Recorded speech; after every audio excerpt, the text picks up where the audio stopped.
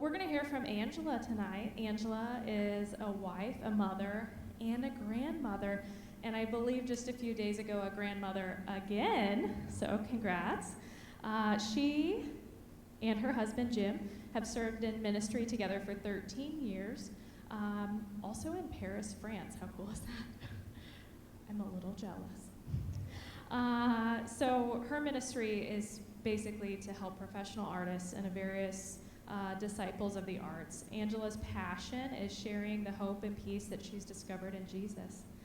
Much of what she's discovered comes from 29 years of parenting her son, who was born with a rare genetic syndrome and has been Angela's greatest teacher. Currently, she is the campus pastor of the Crossing and Grants Trail. We look forward to hearing from you. Everybody, let's give Angela a warm First Christian welcome.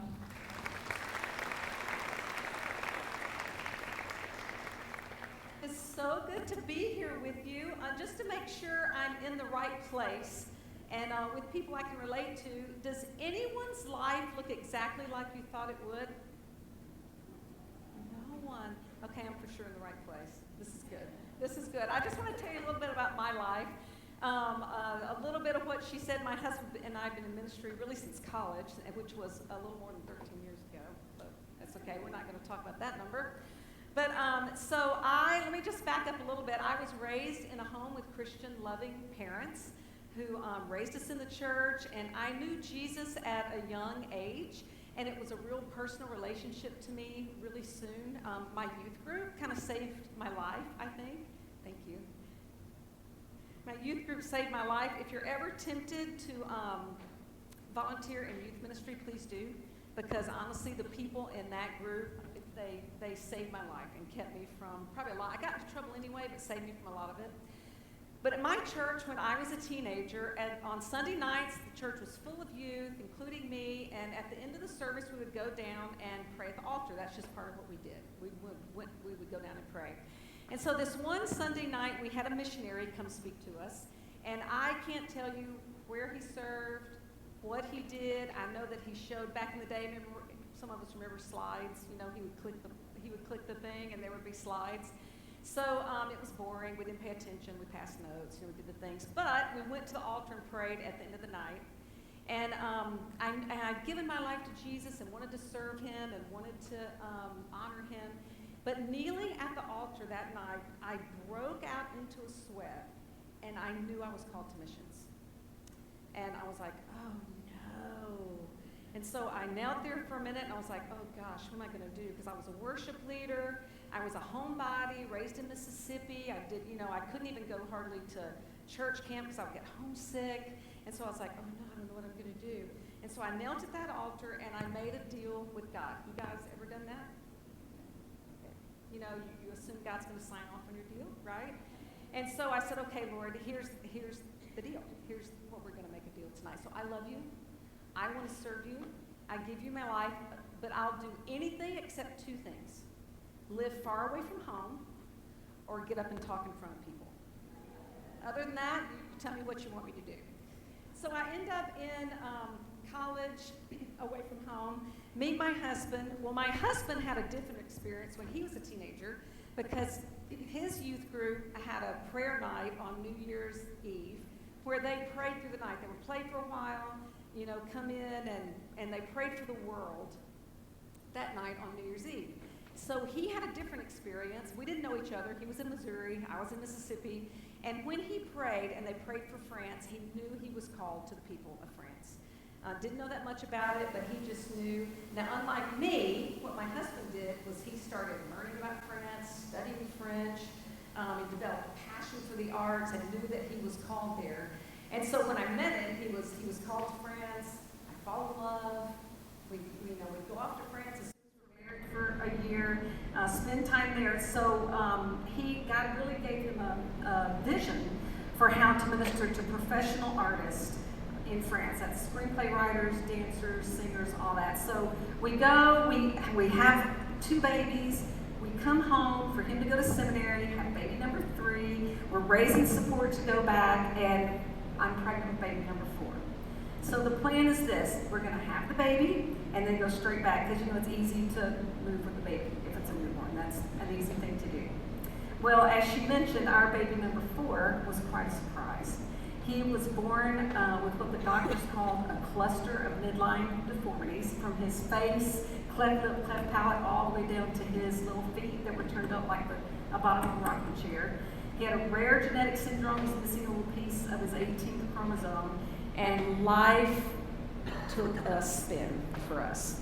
The doctors immediately said to us, you won't go back to France. That dream needs to be set aside. You're going to have to stay here for all these surgeries. So my husband goes through the process of laying down that dream, laying down the call that he thought was on his life. We settle in Missouri, and we get the first 2 years through about 20 surgeries, probably, from head to toe for him, while taking care of our other 3, trying to make sure they were okay. And in the months after his birth, as you can imagine, I hit a crisis of faith. And I wrote in my journal, I said, so never before have I had such a crisis and questioned who God is, or if God's good, or if he loves me, or if he has a plan at all, because it's just all gone up in smoke. And so I was at that place where I was going, I don't understand. Either God's not good, like I thought he was, or he's not in control, like I thought he was. And I don't know that I can trust a God who's not good. I don't know that I can serve a God who's not in control. So either way, I'm in trouble. And God, at a young age, started using our little guy to teach me more about him than I ever would have learned any other way. And so when he was about 6 or 8 months old when he had his big face surgery, which was a pretty big deal. And after surgery, he's swollen and got little no-nos on, and he's in a lot of pain. And I'm watching the clock for when I can give him when the nurses can give him more morphine or Tylenol with codeine, and I'm watching and trying to keep him out of pain. And now my son today is 29, nonverbal, so he doesn't speak. I'll tell you more about what his life is like now. But when he was a baby, I held him all those days after that surgery with him in so much pain. And one of the moments when I'm watching the clock and I'm like, all right, 10 minutes, buddy, 10 minutes, and you can have more morphine. And I'm looking, and suddenly I looked down at his face, and I could see the pain in his eyes. And our eyes locked, and I was like, oh no. And all of a sudden, it was like I could hear his little voice in my mind saying, why did you do that? What have you done to me? Because the last thing I remember is I was fine, and you handed me to a surgeon who did this to me. And I kind of panicked and thought, oh, he must think that I don't love him. He must think that I did this on purpose. How mean must he think I am? And the Holy Spirit spoke to my heart. It was a God moment, and he said, okay, Angela, explain that to him. Go ahead. Explain to him that he couldn't go through life with a hole in his face. Go ahead and explain to him that this is going to pass, the swelling's going to go down, he's going to be home with his siblings again, he won't be in this hospital forever, the tubes will come out. You need to explain to him that he's going to get through this, but he's going to be better on the other side. Go ahead, explain that. And then what the Holy Spirit showed me was my son could never understand if I explained to him why this had to happen, or how we were going to get through this. And God spoke to my heart and said, listen, here's what you need to understand. You and your son, the difference between the two of you and his ability to understand is nothing compared to the difference between me and you. You have to trust me. And he took me to Isaiah 55, where he says, my ways are higher than your ways. My thoughts are higher than your thoughts. How can you understand? I could explain it all day long. How could you understand?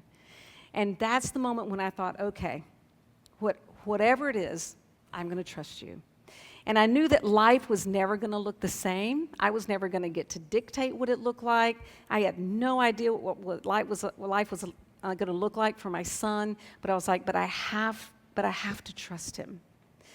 And so the years go by, my faith was restored, but it took some hits still, and we were living, trying to make him okay. And when he was about 5 years old, we're like, we think we could take him to France and get this ministry going. And so we did. We packed our 4 kids up, move back to France. The ministry starts going, and all of a sudden for me, though, because I was leading worship and leading Bible studies, I was kind of back in the groove with my 4 kids, even with my little one that I was running to therapy for and doctors for. But when we got to France, for me, life stopped. That we couldn't find a school for him. The other kids were in the French schools, couldn't find a school for him. Suddenly, I'm not doing ministry anymore. We couldn't find a school for him. His behaviors were getting hard, and he was nonverbal. We're trying to figure out how can we teach him to talk. He was developmentally delayed. He was still, really young. And so as my husband's doing this ministry, kids are going off to school, I'm literally just handcuffed to the house. And I didn't know what I was doing there, like I knew what everybody else is doing there, but my life, his doctors aren't here, my family's not here, my friends aren't here, like what am I doing here? And one day we were living in a village outside of Paris, and in our little courtyard where we lived, there were different families that lived around, and I got invited to a luncheon. So I went to this luncheon with the people who lived in the village, and it turned out that a lady sitting across the table from me worked from her home in that courtyard, and from her window where she worked, she could see into the courtyard where my children played. And she was like, wait, you're the American that lives right across the courtyard. And I said, yeah, that's me. And so we're talking.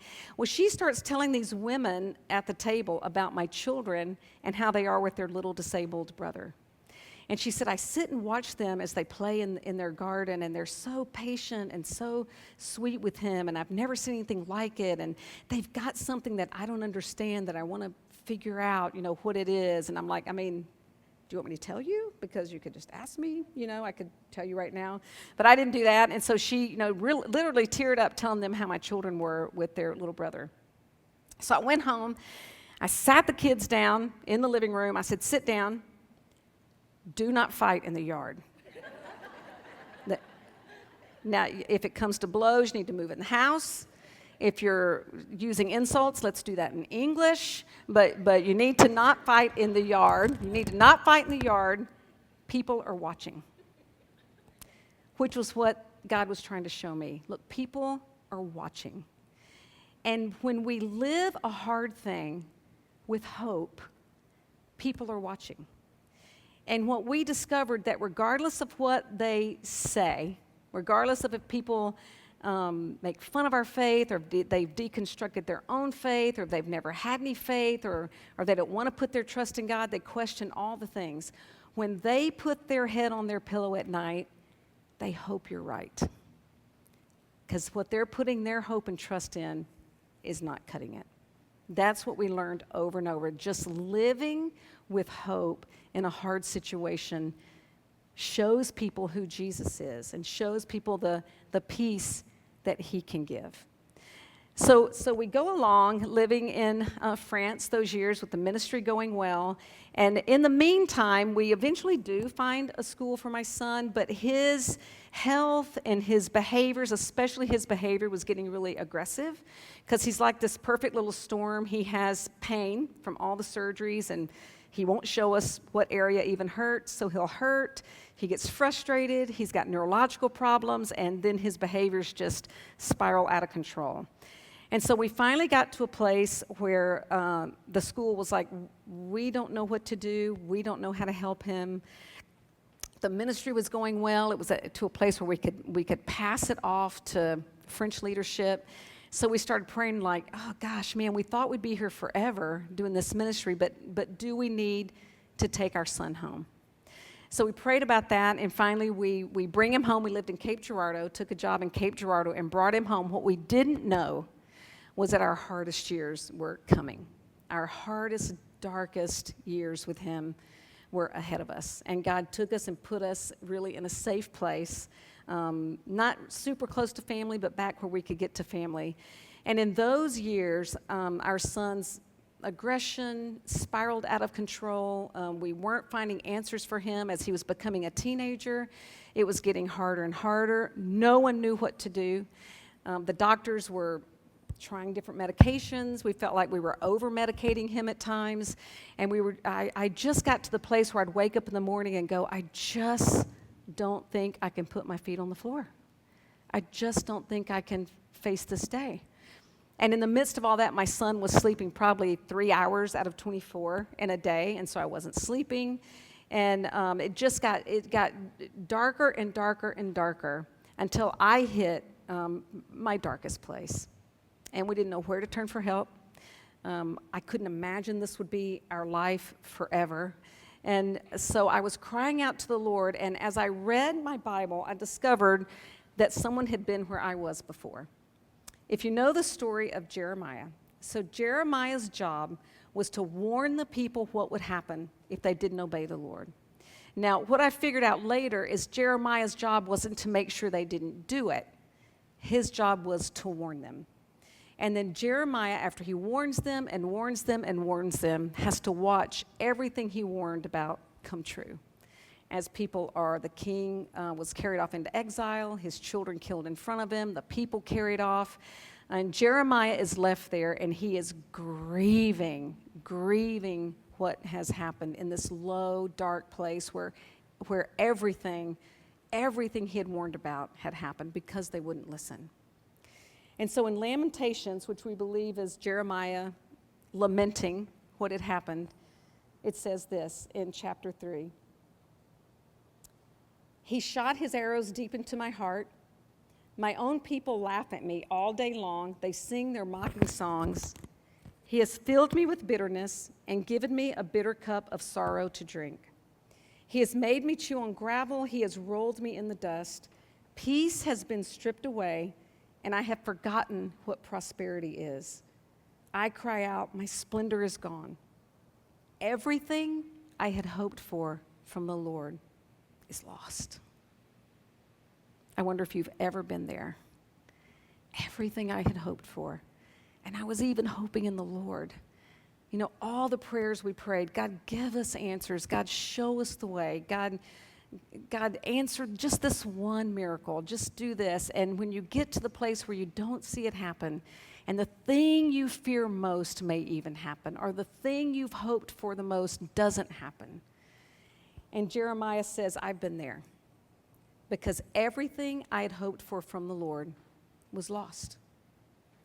But then he keeps going, and he says, the thought of my suffering and homelessness is bitter beyond words. I will never forget this awful time as I grieve over my loss. Yet I still dare to hope. How did he dare to hope when everything was lost? And he tells us, when I remember this, the faithful love of the Lord never ends. His mercies never cease. Great is his faithfulness. His mercies begin afresh each morning. I say to myself, the Lord is my inheritance. Therefore, I will hope in him. I will dare to hope. In the face of not knowing how it's going to turn out, in the face of not knowing if he's going to come through or how he's going to come through, I dare to hope. The Lord is good to those who depend on him, to those who search for him. So it is good to wait quietly for salvation from the Lord. It is good to wait for the salvation of the Lord. And we find, what we finally found was a neurobehavioral unit for our son, which was an answer. I was sitting in a service as we were looking for answers, praying. I was in this place where I was like, everything I had hoped for from the Lord is lost. And for work, I had to go to a conference that was at our church. I was required to be there. And so I go and I sit in the back. I left some sitters with him, and I said, look, when it gets too hard, I'll have my phone. Just text me. It'll buzz me. I'll know that I need to come home. I'll sit there as long as I can. And so I sat in the back row and held my phone, just waiting for it to buzz, listening to the speaker on the screen. And so as I was listening, the speaker on the screen was talking about a bucket list trip he took on the Queen Mary across the channel. And so he's on the Queen Mary, and he said, and at the same time, unbeknownst to us, there was a woman who was rowing across the English Channel. I don't know why you would do that, but she was rowing across the English Channel. And as it turned out, she hit bad weather, she hit some hard things, she ran out of supplies and was in the middle, not sure if she was going to make it, and she shoots a flare and waits. And she waits, and she waits. It's not she's in the Atlantic, so she waits and waits and waits. And so finally, she waits a couple days, shoots another flare. Now she's out of flares. Now she's out of provision. She's in the middle of the ocean alone, not knowing if anyone saw the flare, not knowing if anyone was coming. And he said, but the Queen Mary that he was on got a SOS from the Coast Guard and said, hey, we've seen a flare. Someone has seen a flare. You're the closest thing in the vicinity. Will you please go to this marker and see what is happening? So he said, so imagine this woman waiting, not knowing if anyone saw her flare, and suddenly the Queen Mary comes around the corner, like the Queen Mary shows up, not a little Coast Guard boat, not another rowboat, the Queen Mary shows up. And he's talking about how, when God shows up, he's going to show up big, and you may not even know if someone saw your flare, but he's always going to show up. And so as I'm waiting for my phone to buzz, listening to this story, it buzzed, and I got the knot in my stomach, and I thought, it's going to be the sitter needing me to come home. And so I looked down, and instead of my sitter, it was my daughter who was sitting across the room, and the text that she sent me simply said, the Queen Mary's coming, Mom. The Queen Mary's coming. Surely a Queen Mary is coming. So we found a Queen Mary of sorts. It was a hospital in Baltimore that had a neurobehavioral unit. And so long story short, we took our son 14 hours away, nonverbal. No one should ever have to leave their child in a psych hospital and drive home 14 hours. But we were there for a week, helping him get settled and going through meetings and driving back. And in that time, he was there 9 months. And they convinced us that he needed to go into care, like this couldn't be done at home, which was my big vow, that I would never let him go. And so then you face okay, the thing I feared the most has happened. We found Easter seals in St. Louis, and they care for him now. I have some pictures, I think, where you can see my family. Is that right? That's my son. That's my Michael, just last year. There's my crazy family, except now we have a new little baby that has joined us. And is that all? And this is after that big surgery when I was holding him, wondering where God was when he was in so much pain. So what I want to ask you is this. Have you ever been in a place where everything you had hoped for was lost? The thing you feared the most has happened. Everything you had hoped for from the Lord seems lost. Jeremiah understood that. I understood that place. You may know this story, but in Luke 24, there's another couple who understood that place. This is after Jesus has been crucified. He's been raised from the dead, but not many people know it yet. They couldn't text each other, and say, hey, he is risen. He is risen indeed. They couldn't do that. And so Jesus has risen, but there's a couple that's walking from Jerusalem. They've seen the whole thing happen. They're walking home, and they're walking along processing what just happened. What just happened to us? And it says that same day, 2 of Jesus' followers were walking to the village of Emmaus, 7 miles from Jerusalem. And as they walked along, they were talking about everything that had happened. As they talked and discussed these things, Jesus himself suddenly came and began walking with them. But God kept them from recognizing him. And he asked them, what are you discussing so intently as you walk along? They stopped short, sadness written across their faces. Then one of them, Cleopas, replied, you must be the only person in Jerusalem who hasn't heard about the things that have happened the last few days. What things? Asked Jesus. The things that happened to Jesus, the man from Nazareth, they said. He was a prophet who did powerful miracles, and he was a mighty teacher in the eyes of God and all the people. But our leading priest and other religious leaders handed him over to be condemned to death, and they crucified him. We had hoped he was the Messiah. Imagine them in that moment. We had so hoped this was the Messiah. And I think they would say, but everything we had hoped for from the Lord is lost because they crucified him. And we had so hoped this was it, that this was the Messiah. And what I love about this story is that Jesus was already walking with them, and they just didn't know it. And so in that place of hopelessness, they're pouring out their hearts to him, and they don't even know. They're saying everything we'd hoped for now is lost.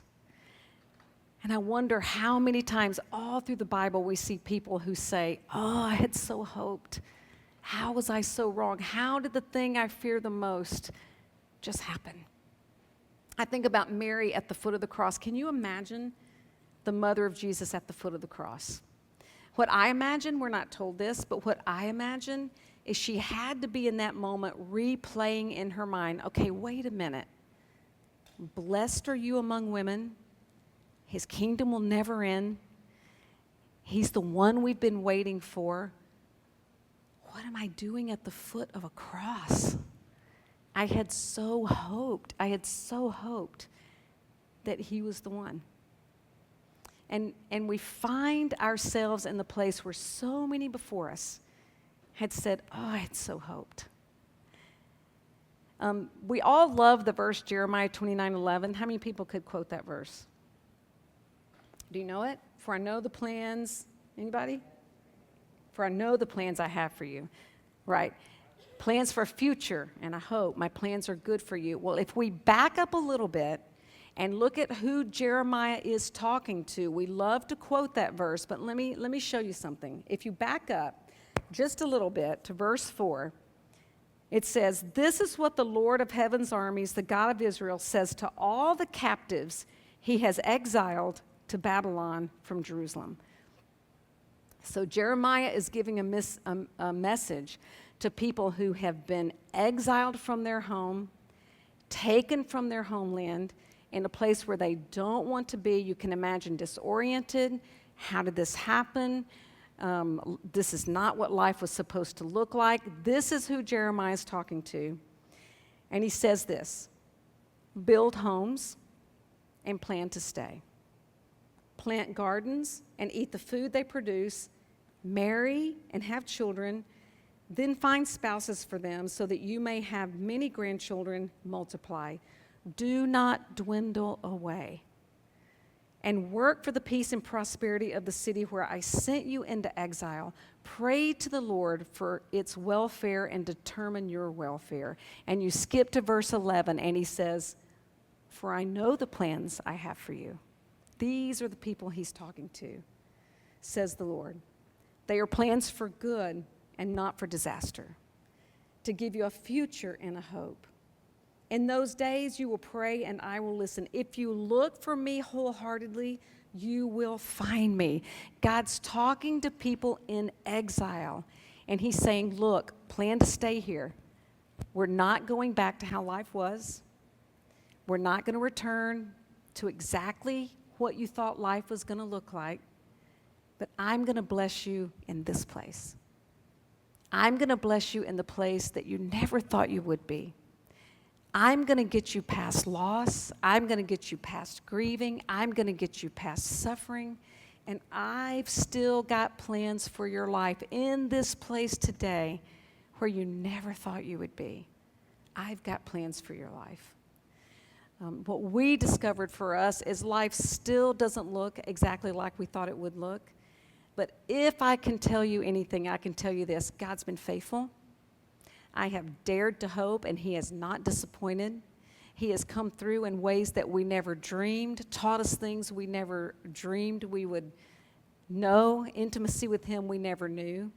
And I took these words from Jeremiah where God says, I get that this wasn't your plan. I get the loss. Let's grieve the loss. Mary didn't stay at the foot of a cross. I love that the Bible tells us when Jesus ascended into heaven, guess who specifically it tells us was there? Mary, his mother.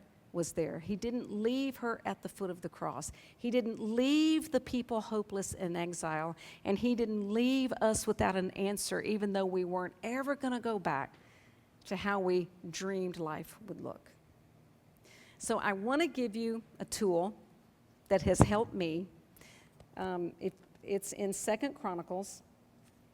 And let me just, once again, this is people who are looking at a situation they never planned for. This is King Jehoshaphat. He was a good king in 2 Chronicles 20. And he is told that a vast army is coming towards him. It's a big, vast army, and it's close, and he knows it's too big for them to fight. And what does this king do? He doesn't immediately call the military, to let's make a game plan, let's sharpen the weapons, how are we going to fight this? He calls the people together, and he goes, we're going to cry out to God together. And for me, this is a model of prayer that if you want to try a different way to pray, if you've never prayed, I would recommend, even if you're in a place where you're like, it feels like everything I had hoped for from the Lord is lost. Where do I even start? I would recommend that you go to Jehoshaphat's prayer. Here's how he taught us how to pray. Jehoshaphat was terrified by the news, and he begged the Lord for guidance. He ordered everyone in Judah to begin fasting, so the people from all the towns of Judah came to Jerusalem to seek the Lord's help. And this brave King Jehoshaphat stood before the community of Judah and Jerusalem in front of the new courtyard at the temple of the Lord, and he prayed, O Lord, God of our ancestors, you alone are the God who is in heaven. You are the ruler of all the kingdoms of the earth. You are powerful and mighty. No one can stand against you. So this king starts by, kind of like Jeremiah did, by remembering who God is, to pause and remember. Let me tell you this. If you're not convinced of who God is, when you hit a hard place, when you hit a place where you feel like hope is gone, when you hit a place when life doesn't look the way you ever thought it would, and you're not convinced of the character of God, you actually have an enemy who would love to move in and tell you, fill in the blanks for you. Not faithful, not loving, has disqualified me, not good, not compassionate. I love that you have Psalm 103 back there. Read that psalm. I had each of my kids memorize that psalm when they were 5 and 6 because I wanted their default setting to be the Lord is compassionate and gracious and slow to anger and abounding in love. He doesn't treat me as my sins deserve I should be treated. He remembers I'm made of dust. This is the God. So first we pause and we remember who we're praying to.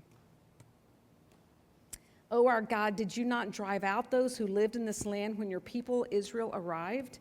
And did you not give this land forever to the descendants of your friend Abraham? Your people settled here and built this temple to honor your name. They said, whenever we are faced with any calamity, such as war, plague, or famine, we can come stand in your presence before this temple where your name is honored. We can cry out to you to save us, and you will hear us and rescue us. So the second thing he does, first he remembers who God is, and the second thing he does is remembers what God has done in the past. And over in the Bible, it tells us to remember because we are likely to forget. When we hit a new crisis, we're likely to forget how God came through before, or how he came through for someone you knew, or how he came through for these people. We pause and we remember what he has done in the past. And so Jehoshaphat starts with, this is who you are. This is what you've done for us in the past. We will recognize that. And now he presents the current situation to God. And now see what the armies of Ammon, Moab, and Mount Seir are doing. You would not let our ancestors invade those nations when Israel left Egypt, so they went around them and did not destroy them. Now see how they reward us. For they have come to throw us out of your land, which you gave us as an inheritance. Oh, our God, won't you stop them? We are powerless against this mighty army. that is about to attack us. We don't know what to do, but we're looking to you for help. My interpretation of that when I went before the Lord was, this might kill me if you don't show up. I don't know how to navigate this. I don't know how to find joy. I don't know how to find hope. I don't know how to cling to who you are. This is too big for me. I don't know what to do. And this brave king in front of his people says, this is too big for us. We don't know what to do. We don't know what to do. But we're looking to you for help. And then as all the men of Judah stood before the Lord with their little ones, wives and children, the Spirit of the Lord came upon one of the men standing there, the son of Joel, son of, we'll go through that, a Levite, who was a descendant of Asaph. And he said, listen, all you people of Judah and Jerusalem. Listen, King Jehoshaphat, this is what the Lord says. Do not be afraid.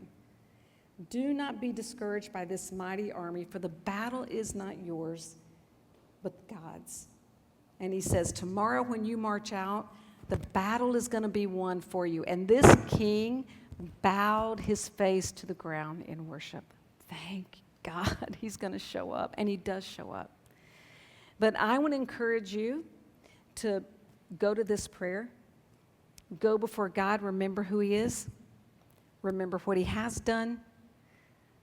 Present the problem to him and say, I don't know what to do, but I dare to hope.